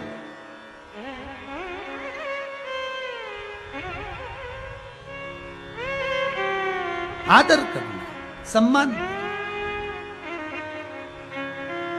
अब माता पिता के दिल की बात कौन जानने का। भगवान विष्णु कहते हैं कि मैं शंकर के हृदय की बात नहीं जान सकता, पर ब्रह्मा जी कहते हैं यह आकाशवाणी झूठी है।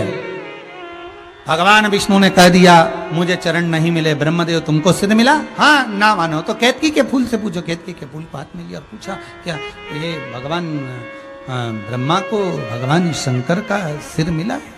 हाँ, आकाशवाणी हो गई। आकाशवाणी होकर भगवान शंकर स्वतः कह दिया एक केतकी के पुष्प। तो झूठ बोलता, तो झूठ बोल रहा। केतकी के फूल तूने झूठ बोला है, मैं तुझे श्राप देता हूं। सारे देवताओं पर तू चढ़ेगा पर केतकी का फूल कभी शंकर पर नहीं चढ़ेगा। भूल कर भी अगर केतकी का पुष्प शंकर पर चढ़ेगा तो 1000 गौ हत्या के बराबर दोष लग जाएगा। मैं तुझे श्राप देता हूं। ब्रह्मा जी बोले अगर विश्वास नहीं है, अगर आकाशवाणी झूठी है, विश्वास नहीं है तो गाय से पूछ लो, गौ माता से पूछ लो। भगवान विष्णु ने पूछा, बोलो गौ माता क्या ब्रह्मा जी को शंकर जी का सिर मिला है, शिवलिंग का छोर मिला है? एक रोटी के चक्कर में गौ माता ने कह दिया ब्रह्मा जी को शीश मिला, छोर मिला। आकाशवाणी हो गई उस शिवलिंग में से, ए गौ माता तू जगत की मां होकर तू झूठ बोल रही है, मैं तुझे श्राप देता हूं। तेरा पूरा शरीर पूजा जाएगा पर तेरा मुख अपूज्य माना जाएगा क्योंकि तूने झूठ बोला। हिंदू धर्म में सारे दान आगे से होते हैं, कन्यादान, वस्त्रदान, स्वर्णदान, मुद्रादान, अन्नदान, सारे दान आगे से होते हैं। पर हिंदू धर्म में केवल गौदान पीछे से होता है। गाय की पूंछ पकड़कर किया जाता है गौदान। हिंदू धर्म में गाय का दान आगे से नहीं होता, पीछे से होता, पूंछ पकड़।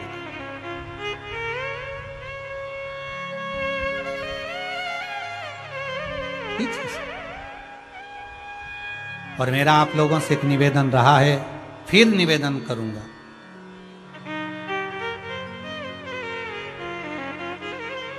गौदान करो, खूब करो, करना चाहिए।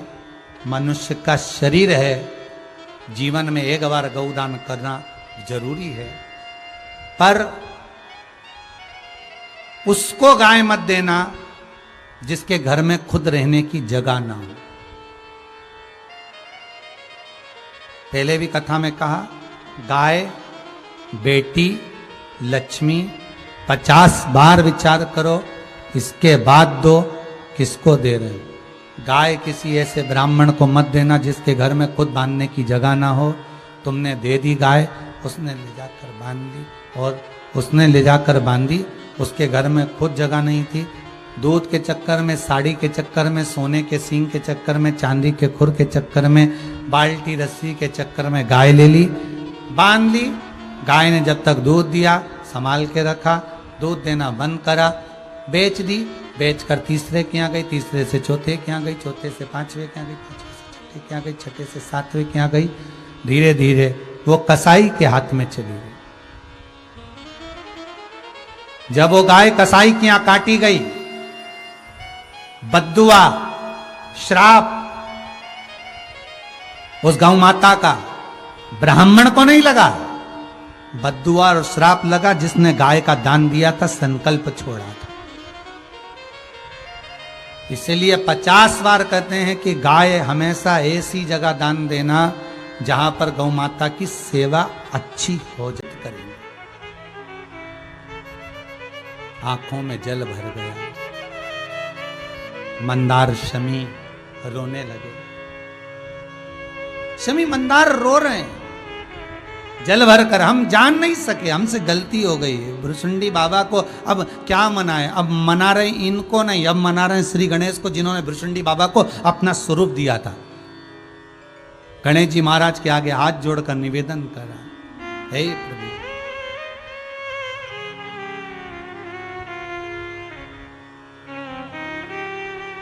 हे नाथ, हे ऋषि श्राप दे रहे थे। उस समय पर शंकर जी को आकर बचाना था।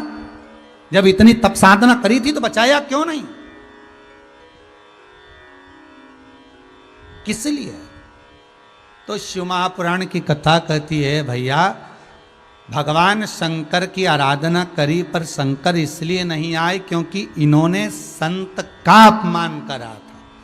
शिव महापुराण की कथा कहती है, गर्ग संहिता कहती है, विष्णु पुराण कहती है, अग्नि पुराण कहती है, पद्म पुराण कहती है, नर्मदा पुराण कहती है, लिंग पुराण कहती है।